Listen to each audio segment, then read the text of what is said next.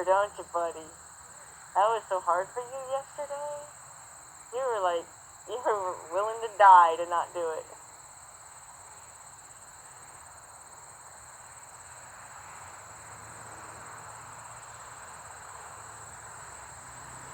That's a nice boy. Yeah. I'm going to tell you why that happened. Just give him a second. See if you can't get a little pull on that other side. Yep, just go back in there. Yep, I'll tell you why that happened. Grab a hold of your excess a little bit, because your excess is what dragged down his body on that side, and that's what confused him. Yep. There. So your tail rubbed down his ribs on the side that you didn't want him to turn, and it confused him. So he actually had movement on both sides of him.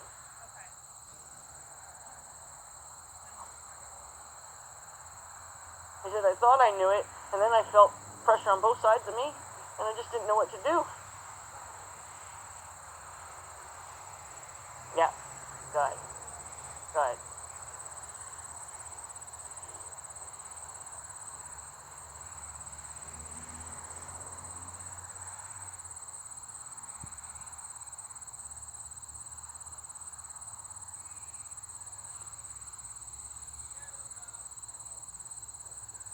Yep. Good. Now, did you want to try 2 lines, but not necessarily making turns? Just have 2 lines and see how you can kind of get the feel for 2 lines. Worst comes, he's like, one. Yeah, not both. In case we have a panic attack problem. We don't need 2 ropes wrapping around his legs. Not both keeping him floating. Okay, so 1, what side? I would start on this side. So that way, if you had to turn him, or you were ready to, or you felt like you could. So you're going to manage the lines almost like parallel bars. Okay? So when you want to make the turn, this is the one that's going to come up. And then as his butt comes around, this one comes up and goes up and over. Does that make sense? So if I was to invite him to make the turn, this one comes up to tell him to make the turn. As his butt comes through, I gotta make sure this one gets up over his back. He's like, wait a minute, 2 people, 2 ropes. Who's gonna tie me down? What's happening? Arms going up. Okay. You're alright. You're alright. Okay, bud. Okay. I'm gonna leave you be.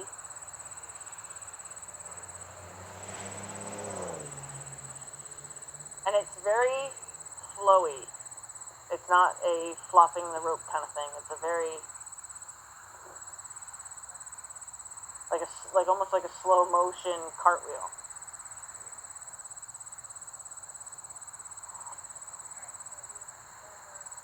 Yeah, I would do the one that's going around his neck. Yep. Yep.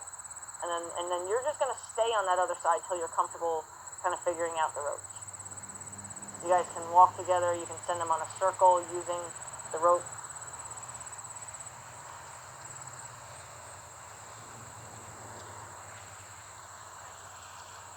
So send them on. Wait. Okay, well, that was your first.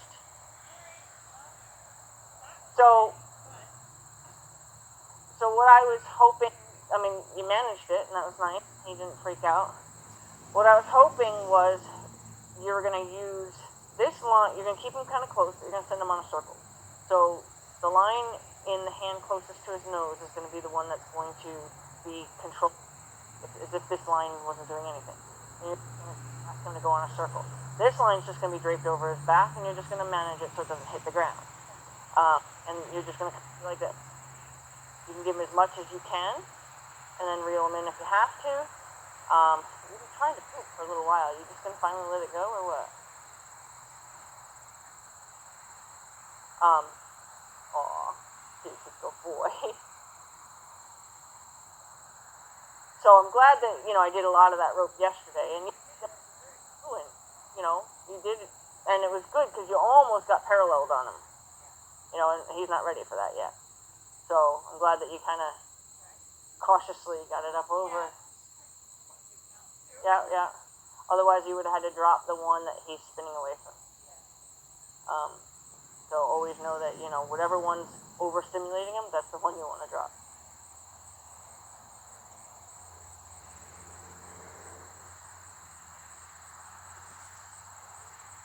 Did I scare him? Oh. I was busy being proud of myself. I made it out.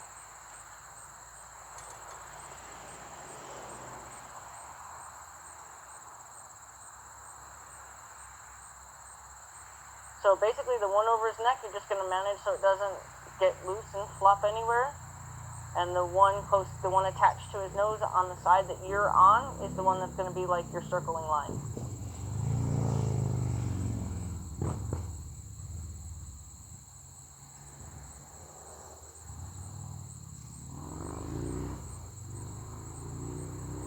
Yep.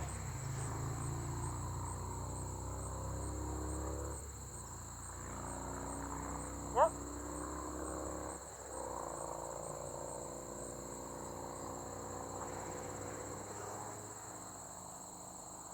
Yep, just keep asking him, kind of just feel it. Let him settle in. He's definitely still not sure. He's asking a lot of questions in both his feet and his ears. Yeah.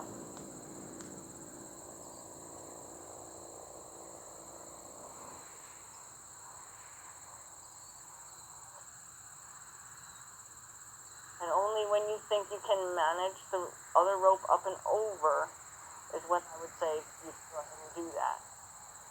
And I would be very conscious of how it flipped over the hand, which is fine. Just, are you going to be able to drop the right part of it? When you do.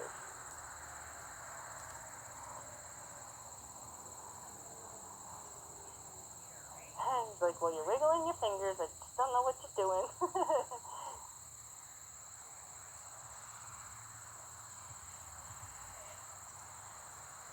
There you go. There you go. Good. Both of you can take a breath.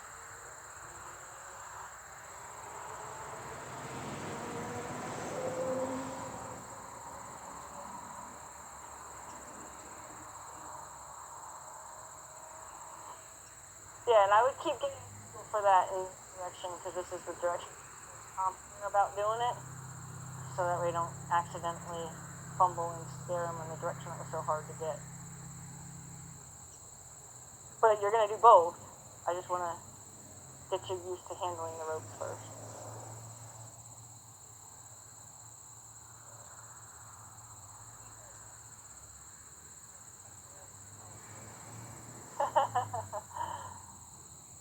Yeah, I should order like a black one.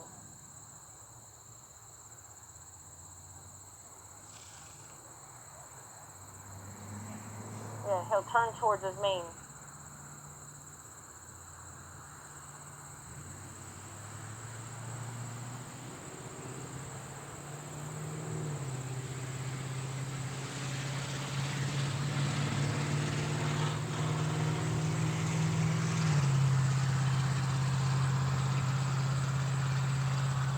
Good.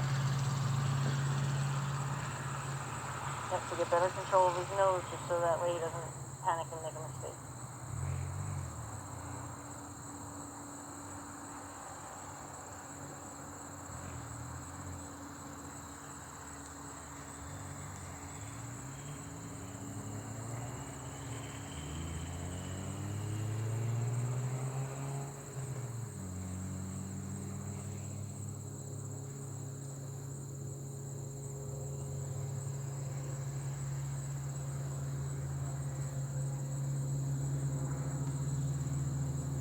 Yep, there you go. Good. Good. And now you would aim towards being able to continue walking, which I'm not saying you should have. I'm just saying that would be your next goal. And then I would just stop and not make the turn back until we're ready to make. I think we would need to do the turn individually, just like we're doing this one. Then we'll just go and we'll switch over to doing the other turn before we do flopping turns.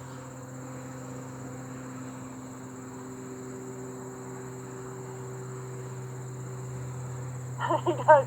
He doesn't miss it. He's sensitive horse. And that's probably what's gotten him in trouble. You know, he's just, yeah. He's the kind of horse that would benefit from really loud cheering, because he'd learn to find out that not everything means something. But right now, everything means something to him. He's desperately trying to figure out the definitions of everything.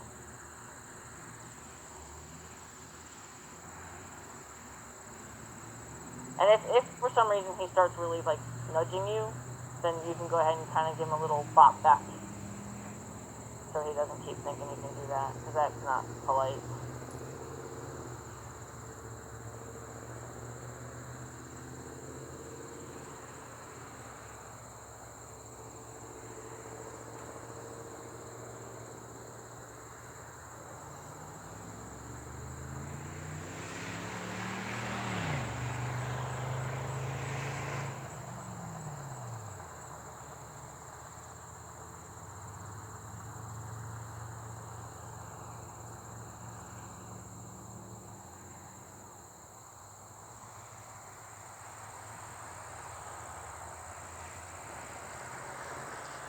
Okay.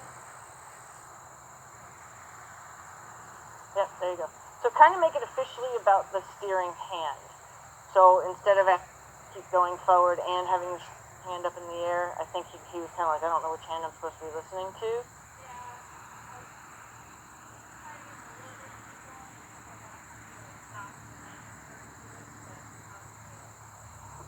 So if anything, make the kind of make the circle with him in that moment, because I think he comes physically alive in the moments that I want him to make the turn.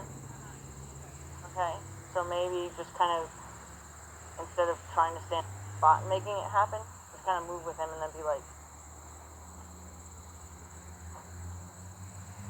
if you think of it always as like kind of a dance, it's kind of fun. So that's a very elegant little exercise. Yeah, so if he keeps nudging you like that, just give him a little kind of strong, like straight arm, like let him nudge you into your forearm or something.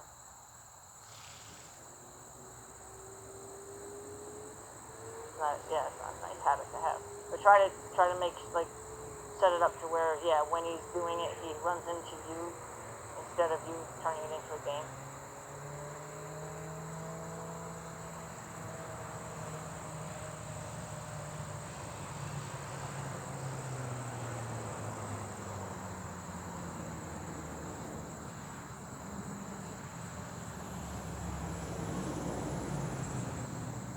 And usually when you're just gonna kind of start walking with him and then just fall back and raise your arm as you're falling back, and that should be when he gets the clue. But when you fall back and raise your arm, he should know the turn. Yep, there you go.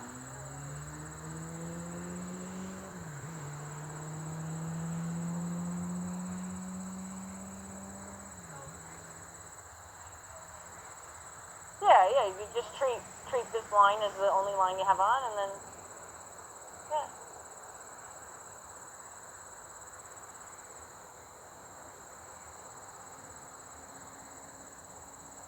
So, if you're going around and you want to make the turn, you're going to fall back and then keep going.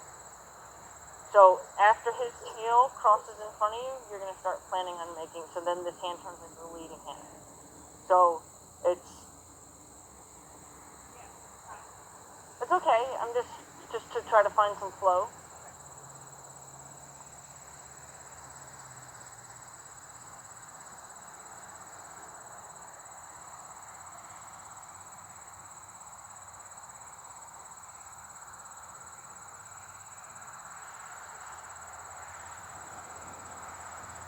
And when you feel like you kind of got it, then we can switch sides. But I don't want to, the other side was a little tough.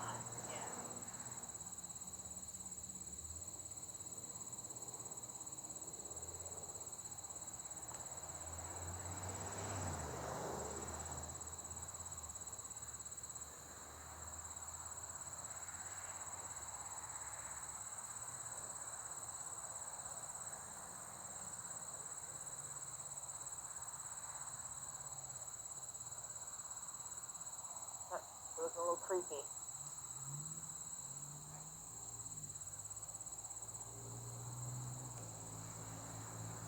Yeah? Good?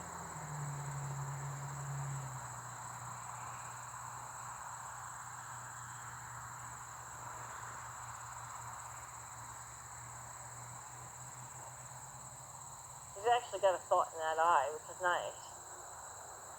Took a long time to get him to think out of that eye yesterday, so it was nice that I already see it to where he's probably not far from being able to just do it, but I just want to make sure you're comfortable with your ropes.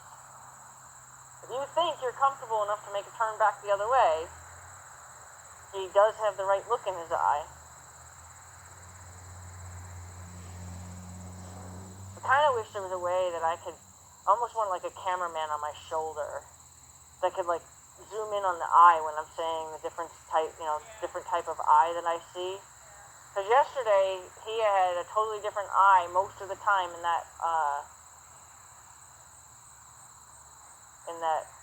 right eye. It was a totally different look than his left eye gave me.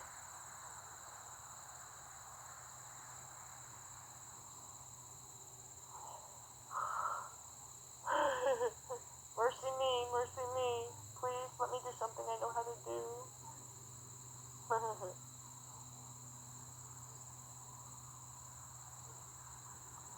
Well, that tells you a couple things. One, it can tell you that he's saying, please let me do something I know how to do because I'm a little unconfident. It could also tell you that he's got the desire to please. And the more things he gets to know, the more things he's going to want to be able to do for you.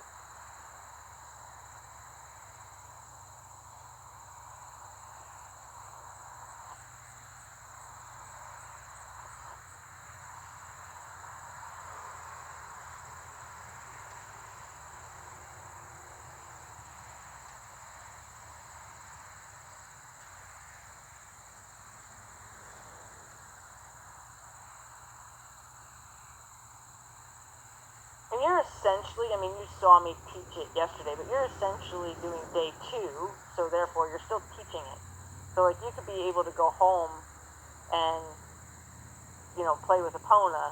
You would need a second rope, but, or you could just do one rope at a time. Just make sure that she's not in one of her moods where you swing her around. Yeah.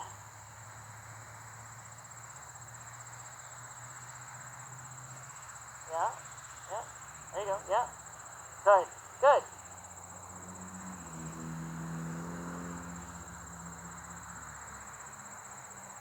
Yeah, he's got thought in that eye.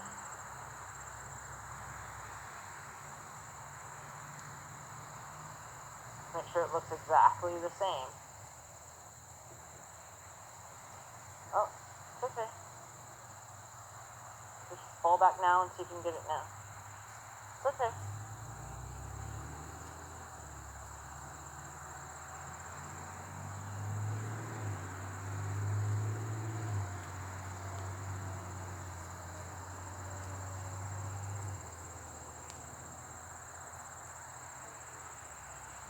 Good. So what I would do, since you're ready to try that, then I would go ahead and ask for a few turns.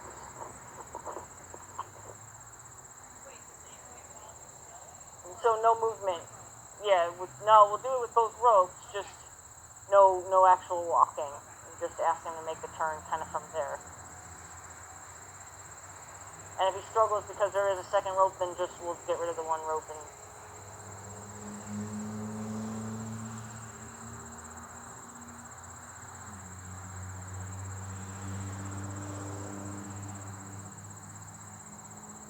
we're finally gonna poop. Looking on that. Apparently the oven wasn't preheated.